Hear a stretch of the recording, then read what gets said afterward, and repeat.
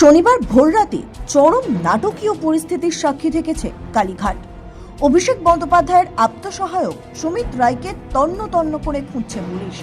সেই খোঁজেই তৃণমূলের সর্বভারতীয় সাধারণ সম্পাদক তথা ডায়মন্ড হারবারের সাংসদ অভিষেক বন্দ্যোপাধ্যায়ের পটুয়াপাড়ার বাড়িতে আচমকায় হাজির হয় কলকাতা পুলিশ।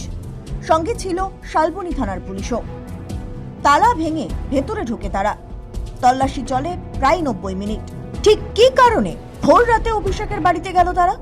কি কারণে তল্লাশি? প্রথমে বোঝা না গেলেও পরে জানা যায় অভিষেক বন্দ্যোপাধ্যায়ের আত্মসহায়ক সুমিত রায়ের বিরুদ্ধে আর্থিক তছরূপের অভিযোগ রয়েছে।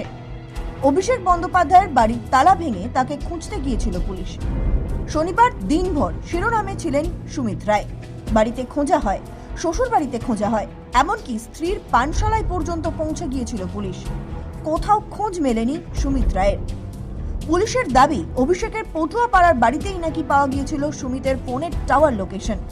প্রশ্ন উঠতে শুরু করেছে, কে এই সুমিত রায়? কতটা ঘনিষ্ঠ অভিষেকের? কেনই বা তাকে খুঁজতে সোজা অভিষেকের বাড়ি পৌঁছে গেল পুলিশ? দুর্নীতির শিকারে অভিষেকের আত্মসহায়ক? তৃণমূল যুবনেতার দায়ের করা জমি দুর্নীতি মামলাতেই অভিষেক বন্দ্যোপাধ্যায়ের বাড়িতে পৌঁছে যায় শালবনী থানার পুলিশ। সেই অভিযোগের তদন্তে নেমে অভিষেকের আত্মসহায়ক সুমিত রায়ের নাম জানতে পারেন তদন্তকারীরা। জানা গিয়েছে জমি দুর্নীতির সঙ্গে জড়িয়ে রয়েছেন সুমিত। তার কাছে জেলা থেকে নিয়ম মাফিক টাকাও পৌঁছতো বলে জানা গিয়েছে। কিন্তু কি দুর্নীতি? কি করে সামনে এলো অভিষেকের আত্মসহায়কের নাম? পুলিশ সূত্রে জানা গিয়েছে আর্থিক তছরূপের অভিযোগ উঠেছে অভিষেকের আত্মসহায়ক সুমিত রায়ের বিরুদ্ধে। টাকার বিনিময়ে টিকিট দেওয়ার অভিযোগও উঠেছে। সেই মামলাতেই শালবনী থানার পুলিশ শনিবার ভোর থেকে তল্লাশি চালায় জায়গায় জায়গায়। এদিকে 2022-এ কয়লা পাচার মামলাতে উঠে আসে এই সুমিত রায়ের নাম। কয়লা কাণ্ডের মামলায় মূল সাক্ষী হিসেবে ছিল সুমিতের নাম। ওই মামলায় তাকে একাধিকবার তলব করেছিল এনফোর্সমেন্ট ডিরেক্টরেট। কে এই সুমিত রায়? অভিষেকের আত্মসহায়ক তিনি, তবে ঘনিষ্ঠতা ও পরিচয় অনেক দিনের। রাজনীতিতে সক্রিয় হওয়ার অনেক আগে থেকেই সুমিতকে চিনতেন অভিষেক। সূত্র বলছে, কলকাতার যে স্কুলে অভিষেক বন্দ্যোপাধ্যায় পড়াশোনা করেছেন সেই স্কুলেই পড়তেন সুমিত রায়। পরে যখন অভিষেক সক্রিয় রাজনীতিতে প্রবেশ করবেন বলে ঠিক করেন, তখনই নাকি সুমিত রায়কে ডাকেন তিনি। রাজনীতিতে সুমিতকে সঙ্গে থাকার প্রস্তাব দেন অভিষেক। সুমিত রাজি হয়ে যান। সেটা 2013। তখন থেকেই শুরু। অভিষেক বন্দ্যোপাধ্যায়ের কাছাকাছি যারা থেকেছেন তারা জানেন একজন আত্মসহায়ক ঠিক যেভাবে কাজ করেন সেভাবেই কাজ করতেন সুমিত রায়। অভিষেকের সঙ্গে কে দেখা করবে, অভিষেক কখন কোথায় থাকবেন, সবটাই সামলাতেন সুমিত। অভিষেকের অন্যতম ঘনিষ্ঠ ব্যক্তি হওয়ার সুবাদে সুমিতের পাওয়ার যে বেশি ছিল সে কথাও অস্বীকার করেন না অনেকেই। গত কয়েকদিন ধরে দফায় দফায় দেখা গিয়েছে অভিষেক বন্দ্যোপাধ্যায়ের বাড়িতে নোটিশ দিয়েছে ইডি, সিআইডি। তবে সেসব মামলার সঙ্গে সুমিতের কোনো সম্পর্ক নেই। মেদিনীপুরের যুব তৃণমূল নেতা শেখ ইমরান প্রাক্তন বিধায়ক সুজয় হাজরার বিরুদ্ধে জমি দুর্নীতির অভিযোগ করেন। তার অভিযোগ, জমি দেওয়ার নাম করে 10 লক্ষ টাকা নেওয়ার পর তা দেওয়া হয়নি। তদন্তে নেমে সুজয় হাজরাকে গ্রেফতার করে পুলিশ। তারপরই খোলে প্যান্ডোরার বক্স।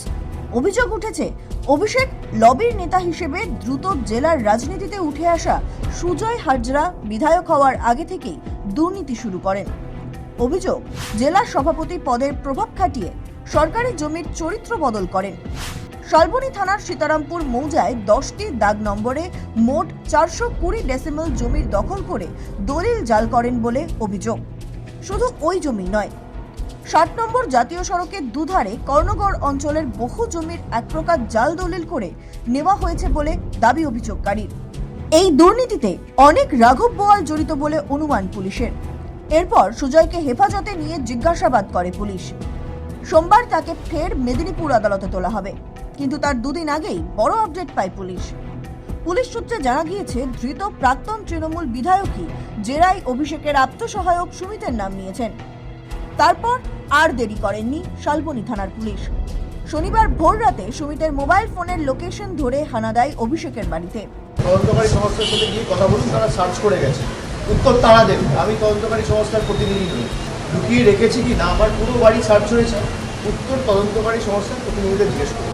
এই যে অভিযোগ উঠছে বারবার এবং সেই অভিযোগগুলো অত্যন্ত গুরুতর ধরনের অভিযোগ, কখনো এমএলএ সই জাল করার অভিযোগ উঠছে, কখনো কোথাও সম্পত্তি নিয়ে নেওয়ার অভিযোগ উঠছে, কখনো অভিযোগ উঠছে যে বেআইনিভাবে without permission, without plan approval from the corporation তারা কনস্ট্রাকশন করেছে নিজের বাড়ি।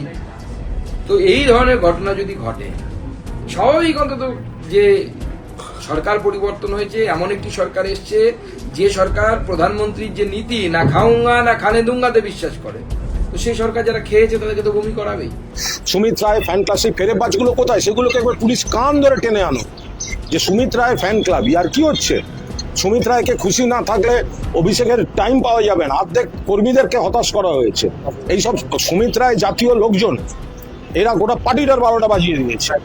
সুমিতের জন্মদিন, সুমিতের অমুক, এই সব কটা মিলে ওই জায়গাটাকে পুছিয়েছে। যারাই ছেড়ে যাক, আমাকে দল টিকিট দিয়েছিল, আমি দলের টিকিটে জিতে বিধায়ক হয়েছি, আমি বেইমানি করে চলে যেতে পারবো। শুক্রবার রাত 3টে নাগাদ অভিষেকের কালীঘাটের বাড়ির সামনে পৌঁছে যায় শালবনী থানার পুলিশ। সঙ্গে ছিল কেন্দ্রীয় বাহিনী। দীর্ঘক্ষণ অপেক্ষা করতে হয় বাড়ির বাইরে। পরে তালা ভেঙে ভিতরে ঢোকে পুলিশ। তল্লাশি চলে প্রায় 90 মিনিট। তবে অভিষেকের বাড়ি থেকে কিছু বাজেয়াপ্ত করা হয়নি শনিবার। পুলিশের একটি সূত্রের খবর, সুমিতের মোবাইলের টাওয়ার লোকেশন শেষবার তারা দেখেছিল অভিষেকের বাড়িতেই। সেই সূত্র ধরে চলে অভিযান। সৌভিক সান্যালের রিপোর্ট, সময় কলকাতা।